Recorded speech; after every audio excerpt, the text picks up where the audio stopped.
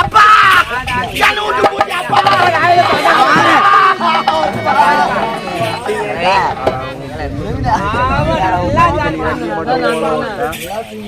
அப்பா என்னை வேற காரணம் வாடி பார்த்தா சின்ன பிள்ளையால வாடி என்ன பார்த்தா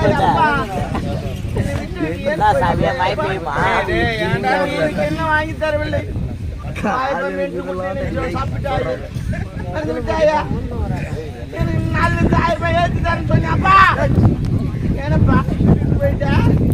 பசங்களுக்கு தெரியுமா சொன்னேன் இல்லையா இவ்வளவு நேரம் பேச மாட்டேன்றாரு பேச மாட்டாங்களா இப்படி பேசுறேன் எப்படிடா பேசுறாரு பேச மாட்டாரா என்னை கொண்டு வந்த சீமானே